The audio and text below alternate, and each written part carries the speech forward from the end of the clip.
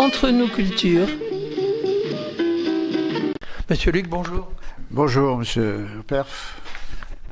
Je voudrais que l'on parle avec vous des eaux de vie et du cognac. C'est un sujet intéressant, ça. Eh bien, l'eau de vie, si je puis dire, est apparue au début du XVIIe siècle et nous pouvons dater à peu près vers 1722. Claude Masse faisait allusion à des paysans qui brûlaient déjà leur vin. Et on a recherché à ce moment-là la quantité plutôt que la qualité, et on a parlé de folle blanche, on a parlé de colombard. Qui dit eau de vie dit distillation. Alors, qu'est-ce que la distillation? Vous êtes certainement intéressé. La distillation, eh bien, c'est la séparation de substances dont la température à l'ébullition est différente, que ce soit l'eau ou que ce soit l'alcool. Ce procédé de distillation existait déjà du temps des Chaldéens, du temps des Arabes. Mais il a commencé chez nous plutôt en Charente. Et c'est surtout, si l'on a donné dans l'eau de vie, dans la distillation, c'est que la taxe sur les vins, comme l'a dit M. Romanet, était énorme, beaucoup moins importante sur l'eau de vie. Vous parlez de Charente, j'ai noté qu'il y a une expression, les pisseurs de vin en Charente. Les pisseurs de vin, eh bien sûr, c'est ce que j'ai dit. Quand j'ai parlé de quantité, on recherchait la quantité plutôt que la qualité. Et puisqu'on recherchait la quantité, on les appelait de façon péjorative les pisseurs de vin. Voilà. Donc, l'eau de vie va prendre ses lettres de noblesse à peu près au milieu du XVIIe siècle. Et d'ailleurs, plus tard, en 1850, la première marque de cognac est déposée. Alors, qu'est-ce que la distillation? C'est, quand on parle de distillation, on pense tout de suite à l'alambic, et l'alambic fait rêver, car les alambics sont toujours en cuivre, et cette couleur est toujours très, très chatoyante.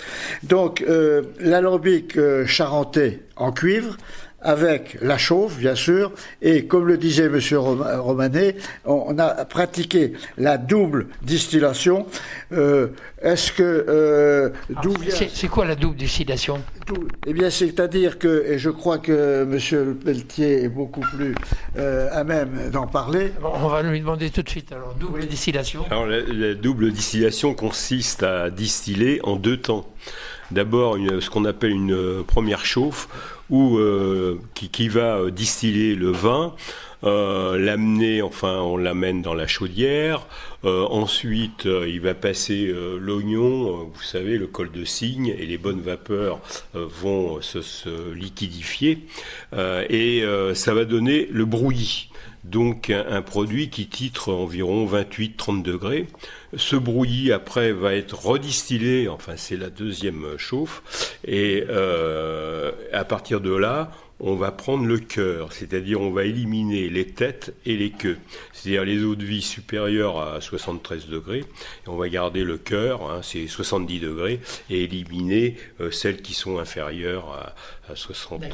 Donc double distillation, c'est vraiment deux distillations. Et sur cette double distillation, il y a une légende, étant donné que on séparait effectivement, c'était le cœur, c'était pour l'âme, pour valoriser l'âme, mais il y avait le malin, et il fallait effectivement tuer le malin qui était néfaste.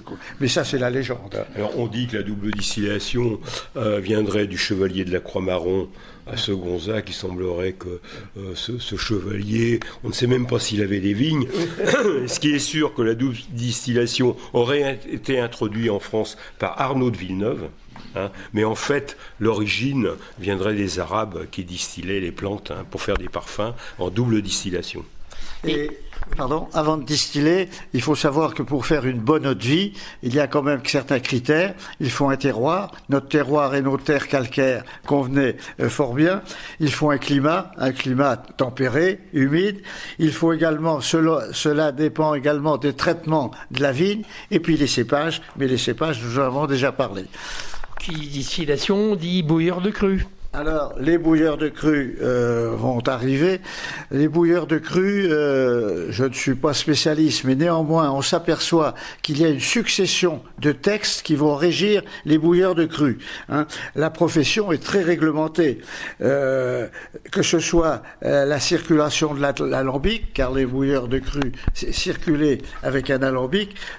Une incidente, j'ai encore vu un vieil alambic il y a 2-3 ans, dans la forêt de Benon, dans un endroit très pas caché, mais enfin assez désert et avec un appareillage tout à fait désuet. C'était quand même très cocasse. Donc circulation de l'alambic, des laissez-passer, un cahier journal et avec la campagne anti-alcoolique, ces bouilleurs de cru vont disparaître peu à peu et un privilège quand même qui peut-être que pour l'île de Ré, on en parle. Bouilleurs de cru là était quand même dans l'histoire de France était quand même représentatif de la vigne, représentatif de l'eau de vie.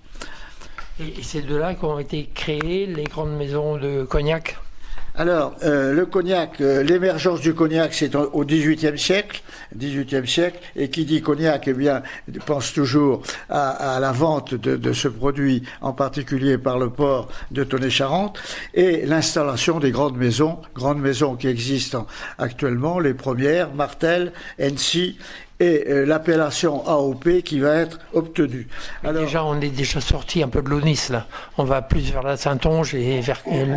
On sort de l'Aunis, mais il faut quand même... Le cognac a une telle importance dans l'économie du département, l'économie de la région, qu'il faut quand même en parler. On distille des vins blancs. Hein.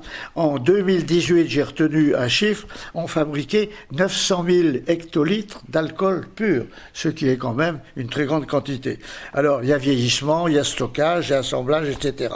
Et vous le savez très bien que le cognac doit obéir à certains critères. 2 ans et demi de vieillissement à partir de la récolte, à partir des vendanges, avant d'appellation cognac, avec toutes les appellations qu'on connaît.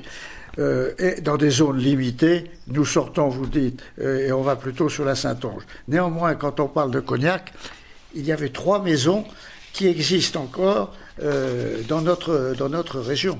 Et ça, sont des maisons locales. Vous la connaissez, Normandin Mercier, au château de la Péraudière à Dompierre-sur-Mer, qui a été créée en 1872, qui existe encore. Nous avons fait allusion dans le rajout justement de la brochure. Godet, qui trône, si je puis dire, là-bas au Rivaux, étant donné que Godet, fondé en 1782, a dû émigrer du quai Maubec, étant donné qu'il y avait des réserves d'alcool qui étaient quand même très dangereuses, et qui est donc à la Palisse. Et puis Rhodes et Montangon, à Aigrefeuille-d'Aunis, en 1865. Montangon s'est séparé de Rhodes. Voilà quand même l'influence et l'importance du cognac dans notre région et dans notre Aunis. Donc on peut encore exporter vers le monde entier. Absolument. Mais je laisserai la parole à M. Pelletier quand il nous parlera de l'île de Ré, étant donné que Uniré a une notoriété au niveau cognac, entre autres. Entre nos cultures,